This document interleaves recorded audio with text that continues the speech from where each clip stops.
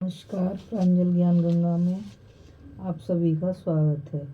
हम संक्षिप्त महाभारत पढ़ रहे हैं, जिसमें कि अब तक हमने कर्ण पर्व को पढ़ा। अब हम आगे शल्य पर्व में पढ़ेंगे और कर्ण पर्व की जो आखिरी कथा थी वो थी कर्णवध के समाचार से प्रसन्न हुए युधिष्ठिर द्वारा श्री कृष्ण और अर्जुन की प्रशंसा, राजा धृतराष्ट्र और गांधारी का शोक तथा कर्ण पर्व के श्रवण का महत्व। अब हम कथा में धृतराष्ट्र का विषाद, कृपाचार्य का दुर्योधन को संधि के लिए समझाना किंतु दुर्योधन का युद्ध के लिए ही निश्चय करना की कथा को पढ़ेंगे। नारायणं नमस्कृत्य नरं चैवं नरोत्तमं देवीं सरस्वतीं व्यासं ततो जयमुदीरयते। अंतर्यामी नर नारायण स्वरूप भगवान श्री कृष्ण, उनके सखा नर रत्न अर्जुन, उनकी लीला प्रकट करने वाली भगवती सरस्वती और उसके वक्ता भगवान व्यास को नमस्कार करके आसुरी संपत्तियों का नाश करके अंतकरण पर विजय प्राप्त कराने वाले महाभारत ग्रंथ का पाठ करना चाहिए। धृतराष्ट्र ने पूछा, संजय, कौरव सेना का संचालन करने वाले सूत पुत्र के मारे जाने पर मेरे पुत्रों ने क्या किया? क्या कारण है कि मेरे पुत्र जिसको सेनापति बनाते हैं उसी को पांडव लोग थोड़े ही समय में मार डालते हैं। तुम लोगों के देखते देखते भीष्म मारे गए, द्रोण की भी यही दशा हुई और अप्रतापी कर्ण भी जाता रहा। महात्मा विदुर ने मुझसे पहले ही कह दिया था कि दुर्योधन के अपराध से प्रजा का नाश हो जाएगा। उन्होंने जो कुछ कहा वह ज्यों का त्यों आज सत्य हो रहा है। उस वक्त प्रारब्धवश मेरी बुद्धि मारी गई थी, इसीलिए मैंने उनके कहने के अनुसार काम नहीं किया। संजय, मेरे उस अन्याय के फल का पुनः वर्णन करो। कर्ण के मारे जाने पर कौन मेरी सेना का प्रधान बना? किस महारथी ने श्री कृष्ण तथा अर्जुन का सामना किया? संजय ने कहा, महाराज, कौरव और पांडवों के आपस में भिड़ने से जो महान जनसंहार हुआ उसकी कथा सावधान होकर सुनिए। नौका से व्यापार करने वाले व्यापारी जैसे अगाध जल में नाव टूट जाने पर घबरा जाते हैं, उसी प्रकार कौरवों के आश्रयभूत कर्ण के मारे जाने पर आपके सैनिक थर्रा उठे। वे अनाथ की भांति रक्षक ढूंढने लगे। संध्या के समय अर्जुन से परास्त होकर जब हम लोग छावनी में लौटे, उस समय कर्ण की मृत्यु से डरकर आपके सभी पुत्र भाग रहे थे। उनके कवच नष्ट हो गए थे। किस दिशा में जाना है इसका भी उन्हें पता नहीं था। वे सुदबुद हो बैठे थे। वे आपस में एक दूसरे को ही मारने लगे। बहुत से महारथी भय के कारण घोड़ों, हाथियों और रथों पर सवार होकर इधर उधर भागने लगे। उस भयंकर संग्राम में हाथियों ने रथ तोड़ डाले, महारथियों ने घुड़सवारों को मार डाला तथा रणभूमि से भागने वाले पैदलों को घोड़ों ने कुचल डाला।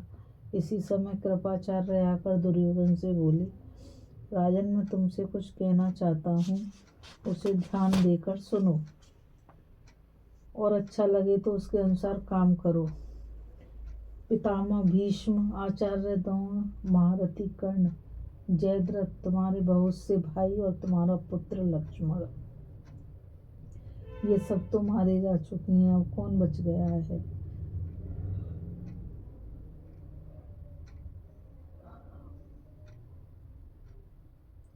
जिसका हम आश्रय ग्रहण करें। जिन वीरों पर युद्ध का भार रखकर हम राज्य पाने की आशा करते थे, वे तो शरीर छोड़कर वेद वेत्ताओं की गति को प्राप्त हो गए। हमने बहुत से राजाओं को मरवाकर अपने गुणवान महारथियों को खो दिया है। उनके बिना हम अकेले रह गए हैं। ऐसी दशा में हमें दीनतापूर्ण बर्ताव करना पड़ेगा। जब सब लोग जीवित थे तब भी अर्जुन किसी के द्वारा परास्त नहीं हुआ। कृष्ण जैसे सारथी के होते हुए उन्हें देवता भी नहीं जीत सकते।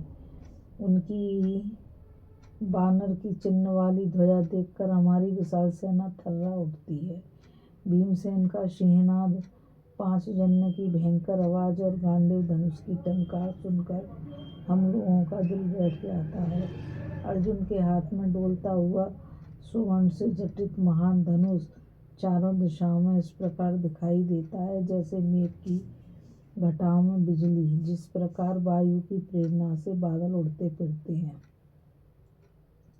वैसे ही भगवान श्री कृष्ण द्वारा हाँके हुए घोड़े जो सुनहले साजों से सजे रहते हैं अर्जुन की सवारी में दौड़ते हैं। अर्जुन अस्त्र विद्या में कुशल है। उन्होंने तुम्हारी सेना को उसी तरह भस्म किया जैसे भयंकर आग घास की ढेरी को जला डालती है। वे धनुष टंकार से हमारे योद्धाओं को उसी प्रकार भयभीत करते हैं जैसे सिंही मृगों को। आज इस भयंकर संग्राम को प्रारब्ध हुए 17 दिन बीत गए। महासागर में हवा के थपेड़े खाकर डगमगाती हुई नौका की तरह आपकी सेना अर्जुन ने कपा डाली। उस दिन जयद्रथ को अर्जुन के बाणों का निशाना बनते देखकर भी तुम्हारा कर्ण कहाँ चला गया था। अपने अनुयायियों के साथ आचार्य द्रोण में तुम, कृतवर्मा तथा भाइयों सहित दुशासन, ये लोग कहाँ चले गए? सब वहीं तो थे, पर अर्जुन पर किसी का जोर चला क्या? तुम्हारे संबंधियों, भाइयों, सहायकों तथा मामाओं को उन्होंने पराक्रम से जीत लिया और तुम्हारे देखते देखते सबके सिर पर पैर रखकर जयद्रथ को मार डाला। अब हम किसका भरोसा करें? यहाँ कौन ऐसा पुरुष है जो अर्जुन पर विजय पा सकेगा? उनके पास नाना प्रकार के दिव्य अस्त्र हैं। उनके गांडीव की टंकार सुनकर हम लोगों का धैर्य छूट जाता है जैसे चंद्रमा के बिना रात्रि अंधकार में ही दिखाई देती है। उसी प्रकार हमारी यह सेना सेनापति के मारे जाने से श्रीहीन हो रही है। सभी योद्धा घबराए हुए हैं। उधर सात्यकी और भीमसेन का जो वेग है वह समस्त पर्वतों को विदीर्ण कर सकता है, समुद्रों को सुखा सकता है। राजन, दूत सभा में भीमसेन ने जो बात कही थी उसे उन्होंने सत्य करके दिखा दिया। आगे भी ऐसा ही करेंगे। पांडव सज्जन हैं, किंतु तुम लोगों ने उनके साथ अकारण ही बहुत से अनुचित व्यवहार किए। उन्हीं का फल मिल रहा है। तुमने यत्न करके सारे जगत के लोगों को अपनी रक्षा के लिए एकत्रित किया था, किंतु तुम्हारा ही जीवन संदेह में पड़ा हुआ है। दुर्योधन, अब तुम अपने को बचाओ। बृहस्पति जी की बताई हुई यह नीति है, जब अपना बल कम अथवा बराबर जान पड़े तो शत्रु के साथ संधि कर लेनी चाहिए। लड़ाई तो उस वक्त छेड़नी चाहिए जब अपनी समूची शक्ति शत्रु से बढ़ चढ़ कर हो। बल और शक्ति में हम पांडवों से कम हो गए हैं। बल और शक्ति में हम पांडवों से कम हो गए हैं, अतः मेरी राय तो अब उनसे संधि कर लेना ही उचित है। जो राजा अपनी भलाई की बात नहीं जानता और श्रेष्ठ पुरुषों का अपमान किया करता है वह शीघ्र ही राज्य से भ्रष्ट हो जाता है, उसका भला भी नहीं होता। यदि राजा युधिष्ठिर के सामने झुकने से हम लोग राज्य पा जाएं तो इसी में अपनी भलाई है। मूर्खतावश हार जाने में कोई लाभ नहीं। राजा धृतराष्ट्र और भगवान श्री कृष्ण के कहने से युधिष्ठिर तुम्हें राज्य दे सकते हैं। श्री कृष्ण, युधिष्ठिर, भीम और अर्जुन जो कुछ कहेंगे उसे वे सब लोग मान लेंगे, इसमें तनिक भी संदेह नहीं है। मेरा विश्वास है कि श्री कृष्ण धृतराष्ट्र की बात नहीं टालेंगे और युधिष्ठिर श्री कृष्ण की आज्ञा के विरुद्ध नहीं करेंगे। इसलिए मैं संधि करने में ही कुशल देखता हूँ। पांडवों के साथ लड़ने में कोई लाभ नहीं है। तुम यह न समझना कि मैं कायरतावश या प्राण बचाने के लिए ऐसी बात कह रहा हूँ। मैं तो तुम्हारी भले के लिए ही कहता हूँ। यदि इस समय मेरा कहना नहीं मानोगे तो मरते समय तुम्हें मेरी याद आएगी। कृपाचार्य के इस प्रकार कहने पर दुर्योधन जोर जोर से गर्म सांस खींचता हुआ कुछ देर तक चुपचाप बैठा रहा। फिर थोड़ी देर तक सोच विचार करने के बाद में उसने कहा, विप्रवर, एक हितैषी को जो कुछ कहना चाहिए वह सब आपने मुझसे कहा। यही नहीं, प्राणों का मोह छोड़कर युद्ध करते हुए आपने मेरी भलाई के लिए सब कुछ किया है। यद्यपि हित चिंतक होने के नाते आपने मेरे भले के लिए ही यह बात बताई है, तब भी यह मुझे पसंद नहीं आती। ठीक उसी तरह जैसे मरने वाले रोगी को दवा अच्छी नहीं लगती। राजा युधिष्ठिर महान धनी थे। मैंने उन्हें जुए में जीतकर दर दर का भिखारी बनाया और राज्य से बाहर निकाल दिया। अब वे मुझ पर कैसे विश्वास करेंगे? मेरी बातों पर उन्हें क्यों कर एतबार होगा? श्री कृष्ण मेरे यहाँ दूत बनकर आए थे, किंतु मैंने उनके साथ धोखा किया। वे भी मेरी बात कैसे मानेंगे? सभा में बलात् लाई हुई द्रौपदी जो विलाप किया था तथा पांडवों का जो राज्य छीन लिया गया था, उसके लिए श्री कृष्ण को अब तक अमर्ष बना हुआ है। श्री कृष्ण और अर्जुन दो शरीर एक प्राण हैं। वे दोनों एक दूसरे के अवलंब हैं। पहले तो यह बात मैंने केवल सुनी थी, परंतु अब इसे प्रत्यक्ष देख रहा हूँ।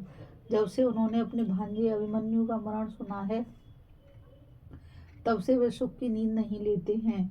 हम लोग उनके अपराधी हैं, फिर वे हमें क्षमा कैसे कर सकते हैं? महाबली भीम का स्वभाव भी बड़ा कठोर है। उसने बड़ी भयंकर प्रतिज्ञा की है। सूखे काठ की तरह वह टूट भले जाए, झुक नहीं सकता। नकुल और सहदेव यमराज के समान भयंकर हैं। वे दोनों भी मुझसे बैर मानते हैं। धृष्टद्युम्न और शिखंडी का भी मेरे साथ बैर है, फिर वे मेरे हित के लिए क्यों यत्न करेंगे? द्रौपदी एक वस्त्र पहने हुए थी, रजस्वला थी। उस अवस्था में वह सभा में लाई गई और दुशासन ने सबके सामने उसे क्लेश पहुंचाया। उसके वस्त्र का उतारा जाना, उसकी वह दीन अवस्था पांडवों को आज भी याद है।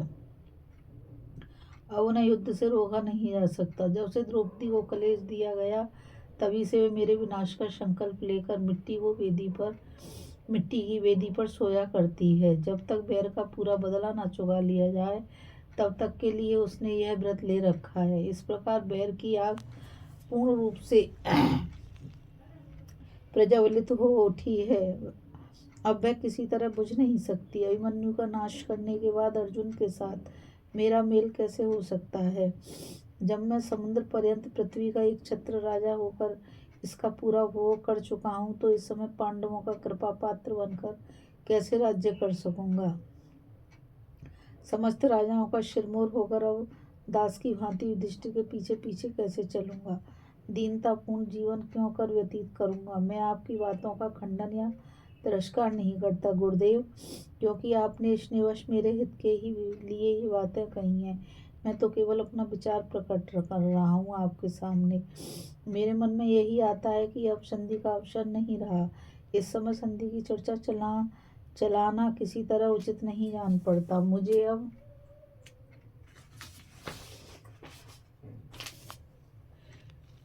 युद्ध में ही सुंदर नीति दिखाई दे रही है। यह समय भयभीत होकर कायरता दिखाने का नहीं है, उस उत्साह के साथ युद्ध करने का है। मैं पांडवों के सामने दीनतापूर्ण वचन नहीं कह सकता। संसार में कोई भी सुख सदा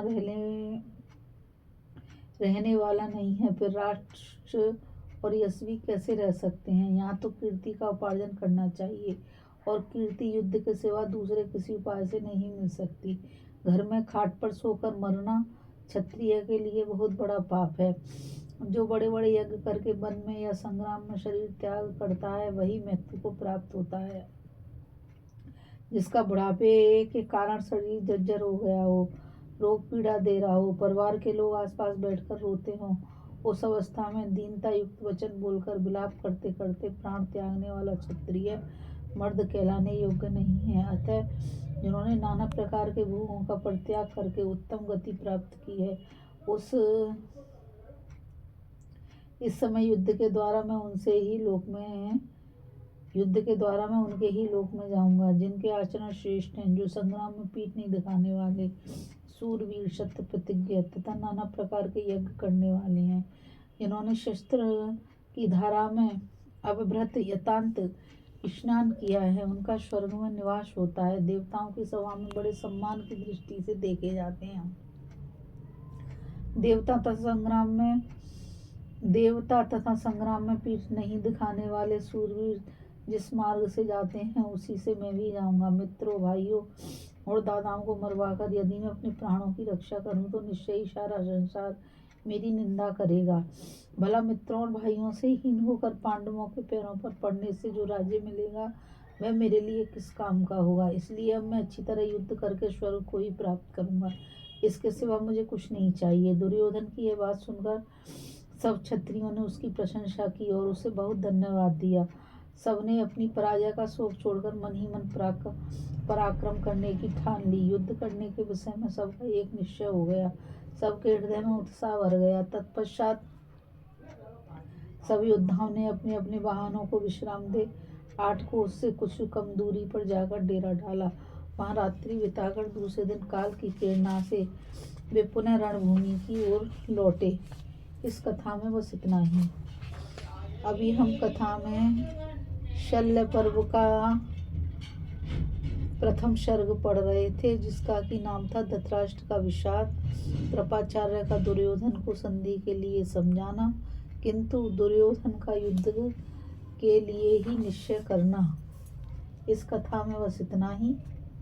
गीता रावत को आज्ञा दीजिए, कल फिर मिलेंगे एक नई कथा के साथ। और मैं आप सभी से यही कहना चाहूँगी कि इस चैनल को ज़्यादा से ज़्यादा लाइक, शेयर और सब्सक्राइब कीजिए ताकि यह अमूल्य ज्ञान अधिक से अधिक लोगों तक पहुंच सके। और कल हम आगे कथा में राजा शल्य का सेनापति के पद पर अभिषेक और भगवान श्री कृष्ण का युधिष्ठिर को शल्य से लड़ने के लिए आदेश देने की कथा को पढ़ेंगे। राधे राधे, जय श्री कृष्णा, नमस्कार।